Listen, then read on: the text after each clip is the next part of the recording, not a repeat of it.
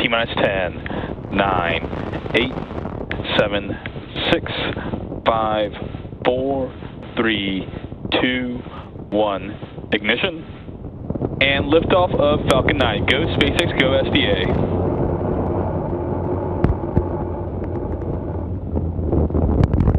Vehicle is pitching downrange.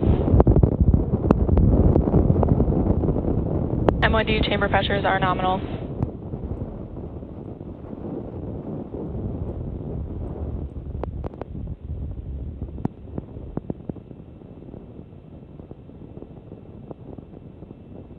At T plus 30 seconds and counting, Falcon 9 has successfully lifted off from Slick 4E at Vandenberg Space Force Base in California. We've got a great view of the rocket today. In case you are just joining us, this is the Space Development Agency's Tranche 1 mission, and we just had an on-time liftoff today. Power and telemetry nominal. Nominal liftoff today at 4:06 p.m. Pacific Time. Coming up next, the vehicle will be passing through Max Q, which is the point in the mission profile where the vehicle experiences... Vehicle is supersonic.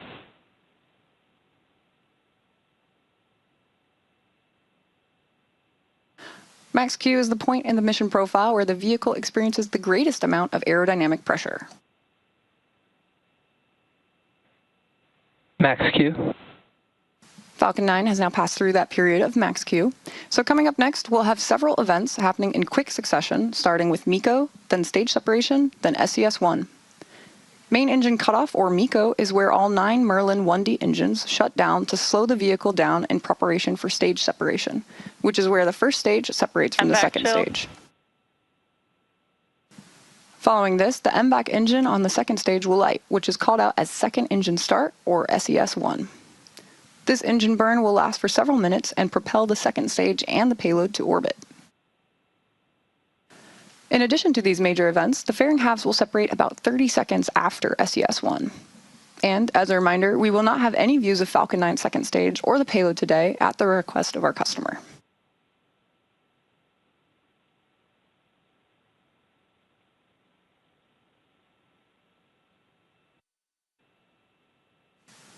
So we should be coming up on MECO in 15 seconds here.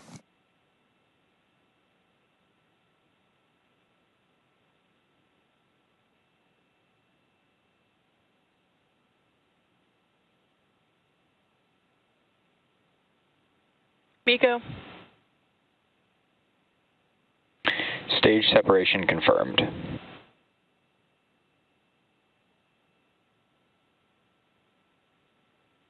MVAC startup. And there's that series of back-to-back callouts there, which again were MECO, stage separation, and SES-1. Coming up shortly, we should hear a callout for fairing separation, but as a reminder, we will not be showing it on screen today. Both payload fairing halves supporting today's mission are also flight proven, with one half flying for its 4th time today and the other for its 3rd. As a reminder, today we are delivering to orbit 21 satellites provided by Lockheed Martin.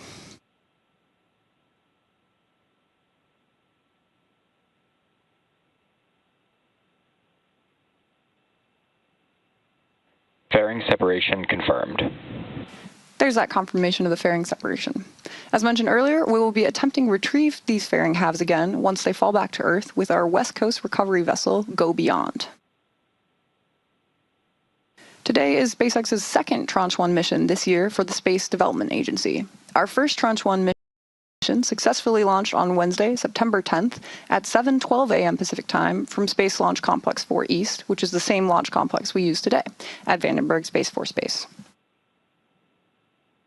The Space Development Agency's mesh network of optically connected satellites is primarily focused on tactical data delivery to warfighters, tracking and targeting for advanced missile threats, and beyond line-of-sight targeting for time-sensitive or mobile targets. We're currently just over 4 minutes and 10 seconds in today's mission.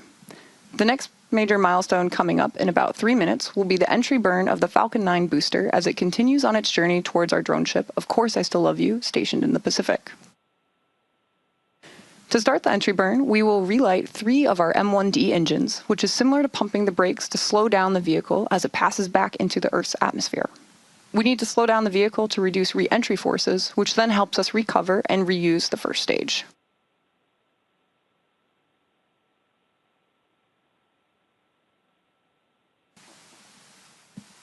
If you're just joining us today, we are delivering to orbit 21 satellites provided by Lockheed Martin for the data transport layer of the proliferated warfighter space architecture.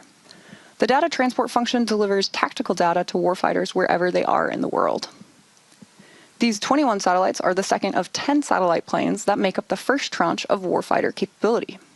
The Tranche 1 constellation serves as the initial warfighting capability for the proliferated warfighter space architecture and provides regional, persistent access to warfighters on land, at sea, and in the air for communications supporting advanced missile warning and missile tracking and beyond line-of-sight targeting. When fully deployed, Tranche 1 will consist of 154 operational space vehicles, plus 4 missile defense demonstration space vehicles.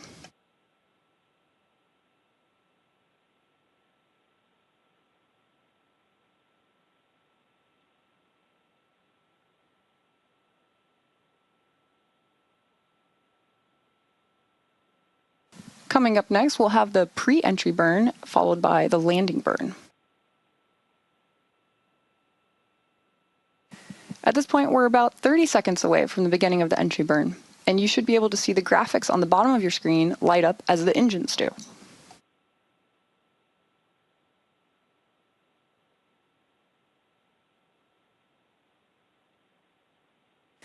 Another 15 seconds here until that entry burn begins.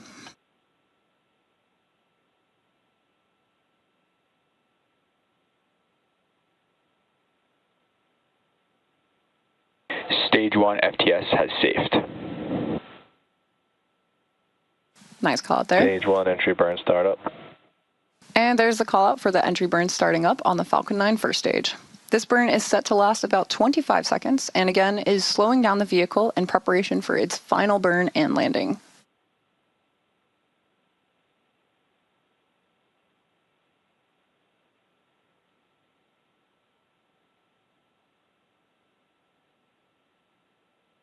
Stage 1 entry burn shutdown. There's that call out for entry burn shutdown, which marks the completion of the Falcon 9 first stage entry burn. Coming up next will be the first stage landing burn, which will start a little over a minute from now. The Merlins on the Falcon first stage are optimized for sea level, and these achieve 190,000 pounds of thrust each during ascent and descent. At liftoff, Falcon's first stage has thrust greater than 5 747 airplanes at full power. The single MVAC engine on the second stage has a much wider nozzle and is optimized to operate in space, producing over 220,000 pounds of thrust in vacuum.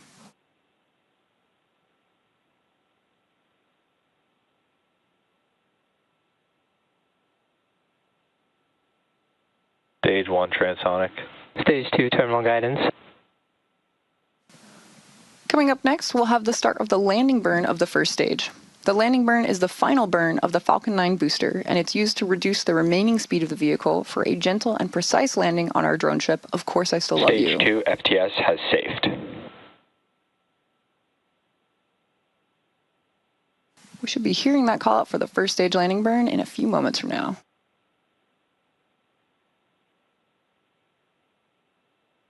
Stage 1 landing burn. And there's that call out. This is the final burn that this booster will see before landing.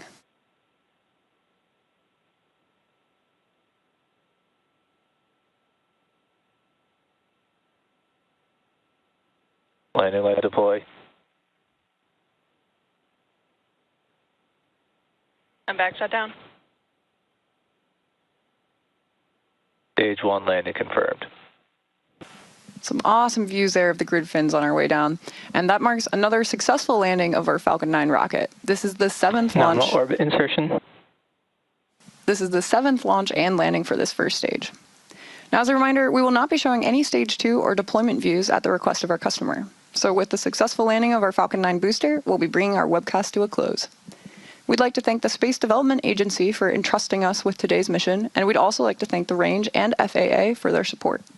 If you're interested in more launch coverage, be sure to check out spacex.com/launches and follow @SpaceX on X for the most up-to-date information. When you're on our website, check out the departures board featuring our upcoming launches and all the relevant details you'll need to join us next time. Thanks for tuning in, and we'll see you again soon.